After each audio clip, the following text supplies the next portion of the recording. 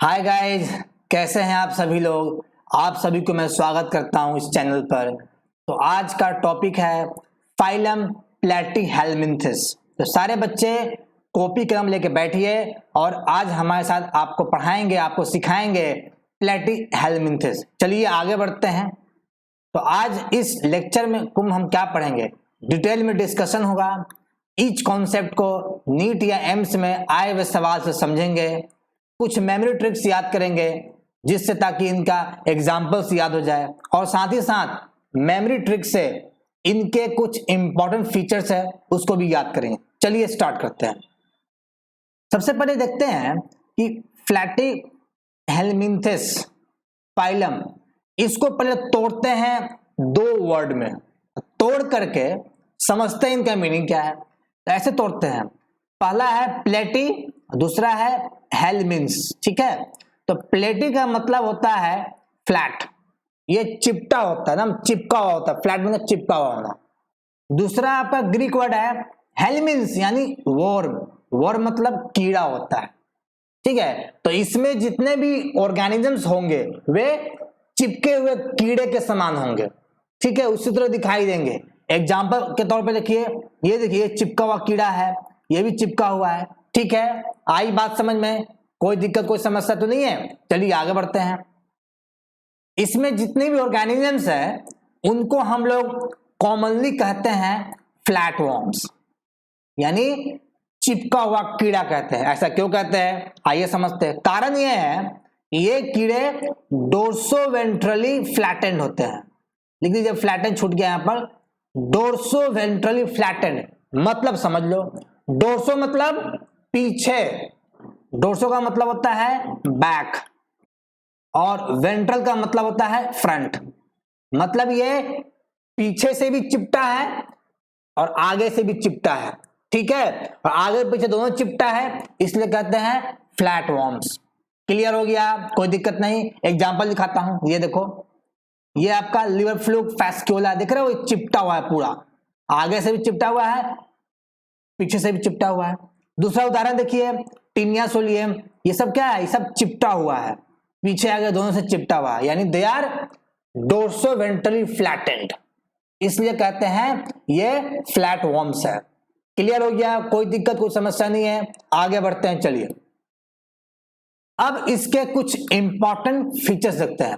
पहला फीचर्स देखते हैं, डिस्ट्रीब्यूशंस, ये कहां पाए जाते हैं, ये फ्री लिविंग होते हैं।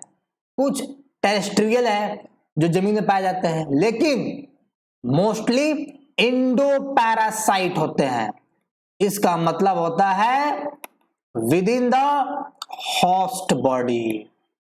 जब कोई ऑर्गेनिज्म किसी होस्ट पर, किसी के बॉडी पर रह करके अपने आप को सरवाइव करता है, उसको पैरासाइट कहते हैं। जैसे कि जुएं जो हमारे सर में होती है, वो भी एक पैरासाइट है। जब ये जुएं या जब ये जानवर शरीर के अंदर होंगे तो एंडो पैरासाइट, शरीर के बाहर होंगे तो एक्टो पैरासाइट। क्लियर हो गया, इसमें मोस्टली इंडो पैरासाइट होते हैं। क्लियर, आगे बढ़ते हैं। सिमेट्री बायलेटरल आप जानते हैं, पढ़ा चुका हूं। Germ layer, triploblast very important, ctenophora तक आपका डिप्लोब्लास्ट था, यहां आया ट्रिप्लोब्लास्ट, यानी यहां पर एक एक्स्ट्रा लेयर ऐड हुआ है, वह है मेसोडर्म। देखिए यहां पर मेसोडर्म के बदले यहां पर पैरेंकाइमा सेल्स है। लिखिए, डोंट माइंड माय हैंडराइटिंग, यहां पर पैरेंकाइमा सेल्स होते हैं जो मेसोडर्मल से निकले हुए होते हैं, इसलिए कहते हैं यहां पर ट्रिप्लोब्लास्ट है। Ectoderm, endoderm and parenchyma in the form of mesoderm. Clear हो गया, ट्रिप्लोब्लास्ट एनिमल्स। आगे बढ़ते हैं। अब एक सवाल पूछ दिया, इसमें कौन सा ऑर्गेनिज्म है जो कि ट्रिप्लोब्लास्टिक ऑर्गेनिजम्स है। सवाल आया है नीट 2010 में। जवाब क्या होगा, ढूंढते जवाब क्या है भाई, स्पॉन्जेस नहीं होगा, पोरिफेरा है, डिप्लोब्लास्ट होगा। कोरल स्लेंटेटा है, डिप्लोब्लास्ट है। टीनोफोरा डिप्लोब्लास्ट है। आंसर क्या होगा, फ्लैट वर्म जो कि ट्रिप्लोब्लास्ट है। इस तरीके से आप ऑप्शंस एलिमिनेट करके भी जवाब निकाल सकते हैं। चलिए आगे बढ़ते हैं। नेक्स्ट फीचर्स, बॉडी का ऑर्गेनाइजेशन की बात करें तो यहां ऑर्गन लेवल है, बहुत इंपॉर्टेंट, क्योंकि टीनोफोरा तक सेल टिश्यू ऑर्गेनाइजेशन चल रहा था, लेकिन फ्लैटी हेलमिंथस में क्या है, organ level of body organization है। क्लियर हुआ, कोई दिक्कत कोई समस्या तो नहीं, आगे बढ़ते हैं। अगर बॉडी के अपीयरेंस की बात करें तो इसलिए तो इनका बॉडी अनसेगमेंटेड है, यानी अगर ये चिपटा हुआ कीड़ा ऐसे है, चिपटा हुआ कीड़ा, तो इनका बॉडी में सेगमेंट ऐसा नहीं होता है। देखिए एक एक्सेप्शन है टीनिया में, टीनिया का बॉडी सेगमेंटेड होता है, बट इंपॉर्टेंट पॉइंट लिखिए कॉपी में, अभी यहां होता है सूडो सेगमेंटेशन होता है। क्या होता है यहां पर, सूडो सेगमेंटेशन। कॉपी में लिख लीजिए, यहां सूडो सेगमेंटेशन है, यानी यहां पर फॉल्स सेगमेंटेशन है, कंप्लीट सेगमेंटेशन बॉडी का नहीं है। क्लियर हो गया, कोई दिक्कत कोई समस्या नहीं, चलिए आगे बढ़ते हैं। सीलोम की बात करें, अभी भी एसिलोमेट है, क्योंकि यहां जो पैरेंकाइमा सेल जो है, जो मेजोड्रम की तरफ बिहेव कर रहा है, ये अभी तक स्प्लिट नहीं किया है, यहां अभी भी क्या है, एसिलोमेट है, नो बॉडी कैविटी। क्लियर, आगे बढ़िए, चलते हैं। सेक्स की बात करें, सेपरेट नहीं है, यहां क्या है, हर्माफ्रोडाइट है, यानी एक ही बॉडी में मेल भी होगा फीमेल भी होगा। समझ में आ गया, कोई दिक्कत नहीं, आगे बढ़े। रिप्रोडक्शन की बात करें तो सेक्सुअल रिप्रोडक्शन होगा थ्रू गैमेट फॉर्मेशन। क्लियर हो, आगे बढ़ते हैं। फर्टिलाइजेशन की बात करें, फर्टिलाइजेशन इंटरनल बॉडी के अंदर होता है, यानी फीमेल बॉडी के अंदर होगा, और यहां होता है क्रॉस फर्टिलाइजेशन होता है। क्लियर हो गया, कोई समस्या कोई दिक्कत नहीं है। कभी कभी यहां पर सेल्फ फर्टिलाइजेशन भी हो जाता है। ठीक है, आगे बढ़ते हैं। डेवलपमेंट इनडायरेक्ट, ठीक है, एग्जाम्पल लेता हूं, फास्क्यूला जब आपको पढ़ाएंगे अलग से, और टीनिया सोलियन जब बताएंगे, यहां बहुत सारे लार्वा होते हैं, बहुत सारे लार्वा होते हैं, वहां आपको बताएंगे लार्वा के बारे में। इसे डेवलपमेंट इनडायरेक्ट। ठीक है, आगे बढ़ते हैं। अडेसिव स्ट्रक्चर्स, चूंकि ये पैरासाइट है, तो पैरासाइट को किसी बॉडी के अंदर इंटर करने के लिए बहुत सारे अडेसिव स्ट्रक्चर की जरूरत पड़ती है, उनमें आते हैं hooks, spines and suckers. Clear हो गया, आगे बढ़ते हैं। रीजेनरेशन, इनमें एक प्लेनेरिया है जिसके पास रीजेनरेशन पावर है, यानी इसके बॉडी को कट कर दो और उसको कहीं पर ग्रो कराओ, एक कटे हुए पार्ट से पूरा बॉडी ग्रो हो जाता है। क्लियर हो गया, चलिए आगे बढ़ते हैं। सेंस ऑर्गन सिंपल होते हैं, यहाँ एक आई स्पॉट होता है, सिंपल सेंस ऑर्गन है। ठीक है, चलिए आगे बढ़ते हैं। रेस्पायरेशन बॉडी सरफेस के थ्रू होता है। क्या ये स्लाइड समझ में आया? कोई दिक्कत हो तो कमेंट सेक्शन में लिखिएगा, जवाब जरूर देंगे। चलिए आगे बढ़ते हैं। आपके स्क्रीन पर 2014 में पूछा हुआ सवाल है कि प्लानेरिया में सबसे ज्यादा क्या होता है, तो Planaria पजेज high capacity of regeneration. Direct answer से अभी पढ़ाया, सवाल भी बनवा दिया आपसे, इससे आप समझ पा रहे हैं कि आप जो पढ़ रहे हैं उससे सवाल बन रहा है। ठीक है, चलिए आगे बढ़ते हैं। अब बात करते हैं डाइजेस्टिव सिस्टम्स का। तो यहां का जो डाइजेस्टिव सिस्टम ब्रांच होता है, ये इनकम्प्लीट है, यानी इसमें एनस नहीं होता है, सिर्फ माउथ होता है, ओनली माउथ। ठीक है, इसी कारण से यहां चूंकि डाइजेशन एक्स्ट्रा सेलुलर है, तो यहां जो भी फूड डाइजेस्ट होगा और डाइजेस्ट होने के बाद में जो भी इसका वेस्ट प्रोडक्ट निकलेगा, most of the waste product mouth के सहारे बाहर आ जाते हैं। क्लियर हो गया, कोई दिक्कत कोई समस्या नहीं, आगे बढ़ते हैं। यहां एक्सक्रीटोरी सिस्टम है, वेरी वेरी इंपॉर्टेंट, कॉपी में अभी लिखिए। पहली बार प्लैटीहेलमिन्थस में वेल डेवलप्ड एक्सक्रीटोरी सिस्टम का इवोल्यूशन हुआ। यहां पर जो आपका एक्सक्रीटोरी सिस्टम्स का नाम है प्रोटोनेफ्रिडिया या फ्लेम सेल्स। इसका बेस्ट एग्जांपल है solenocyte, is the best example of excretory systems in platyhelminthes. इसका काम क्या भैया? काम यह है बेटा कि इसमें ओस्मो रेगुलेशन होता है, यानी इसका मतलब होता है कि body fluid volume are maintain, यानी इनके बॉडी में जो फ्लूइड है उसका वॉल्यूम अगर ज्यादा बढ़ जाए तो एक्सेस फ्लूइड को ये शरीर से बाहर निकाल के फेंक देते हैं, इसी को बोलते हैं ऑस्मो रेगुलेशंस। पहला काम करता है। दूसरा एक्सक्रीशन किसका करता है, फैटी एसिड का, अमोनिया का, और भी थोड़ा बहुत उसका ये एक्सक्रीशन करता है। बट डाइजेस्टेड फूड के बाद जो वेस्ट मटेरियल बचता है उसका ये एक्सक्रीशन नहीं करता, याद रखिएगा।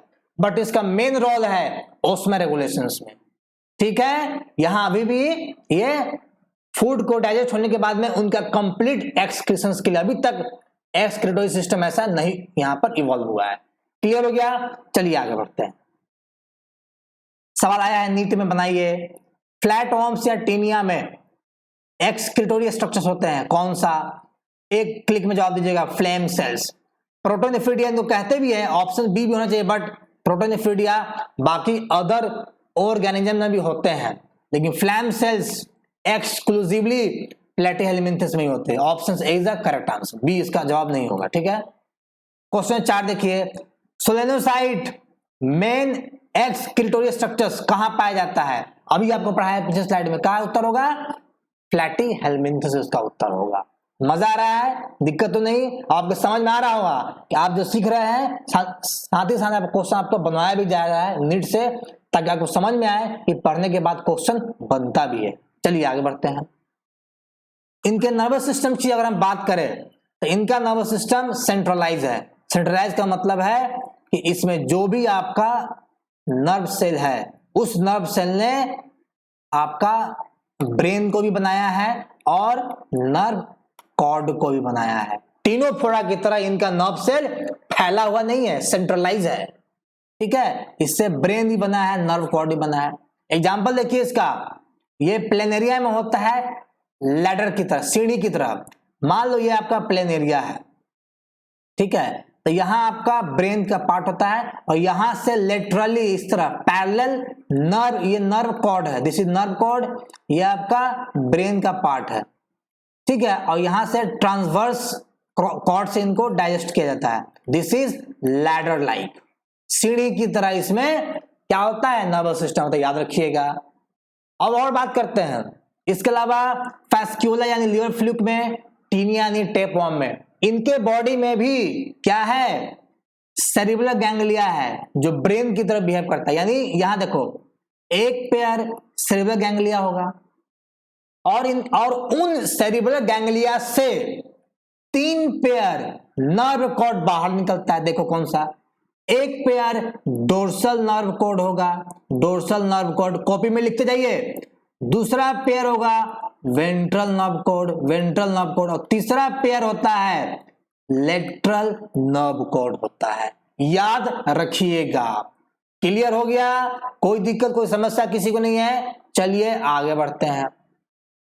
अब इनमें कुछ एग्जांपल्स है, जैसे कि प्लानेरिया, फैस्क्यूला, सिस्टोसोमा, टीनिया। इनको मैंने छोटे से एक ट्रिक से याद करने की कोशिश कराऊंगा आपको मैं। वह ट्रिक देखिए क्या है, प्लीज फास्टैग। फास्टैग क्या, एक ऐप है जिससे हम लोग टोल टैक्स वगैरह देते हैं।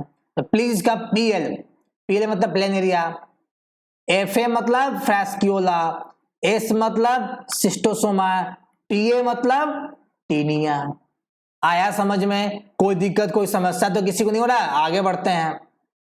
फैस्क्यूला में 2 स्पीसीज है, एक है हेपेटिका जिसको लिवर फ्लूक कहते हैं, इसके बारे में थोड़े से ब्रीफ में पढ़ेंगे नेक्स्ट लेक्चर में, क्योंकि इससे सवाल आया हुआ है आपके नीट के पेपर में।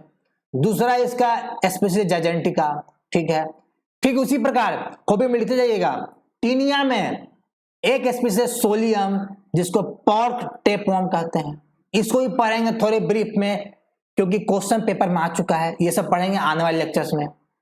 दूसरा आपका स्पीसीज हुआ है सेजिनेटा जिसको बीफ टेपवर्म कहते हैं, इसको भी थोड़ा ब्रीफ में पढ़ेंगे क्योंकि इससे रिलेटेड भी क्वेश्चन नीट में आ चुका है। चलिए आगे बढ़ते हैं, आशा करता हूं चीजों को समझ पा रहे होंगे। अब देखिए क्वेश्चन पूछ दिया कि प्लेटिहेल्मिन्थस में का कौन सा एग्जांपल इसमें दिया हुआ है, आंसर क्या होगा, बी आंसर होगा, डी नहीं होगा आपका, बी ऑप्शन सही होगा। सिस्टोसोमा अभी पढ़ा चुका हूं। आ रही बात समझ में, कोई दिक्कत किसी को नहीं है? चलिए आगे बढ़ते हैं। और यहां एक मैंने मेमोरी ट्रिक्स दिया है कि इसमें जितने भी इंपॉर्टेंट फीचर्स है, एकदम इंपॉर्टेंट, मोस्ट इंपॉर्टेंट, उनको कैसे याद करोगे। एक ट्रिक है पापा सोल्ड फ्लैट। अब इसको डिकोड कर देते हैं। पा मतलब पैरेंकाइमा सेल, दूसरा पा मतलब पैरासिटिक, एसो मतलब सोलेनोसाइट, एल मतलब ladder like nervous system in case of Planaria, copy में लिखते जाइए। एफएल मतलब फ्लैटोम्स या फ्लैम सेल्स, ये होते हैं फ्लैट एलिमेंट्स में। और ए मतलब एडहेसिव स्ट्रक्चर्स होते हैं, हुक्स एंड सकर्स होते हैं। क्लियर हो गया? कोई समस्या कोई दिक्कत किसी को नहीं है? आगे बढ़ते हैं। चलिए यहीं पर लेक्चर समाप्त होता है। आशा करता हूं सबको पसंद आया हो। अगर पसंद आया होगा तो लाइक सब्सक्राइब जरूर कीजिएगा और अपने दोस्तों के बीच में इसको स्प्रेड जरूर कीजिएगा। नेक्स्ट लेक्चर पढ़ेंगे पार्ट 2, जिसमें पढ़ेंगे फास्क्यूला हेपेटिका के बारे में। तब तक अलविदा, बाय, टेक केयर, अपना ख्याल रखिएगा।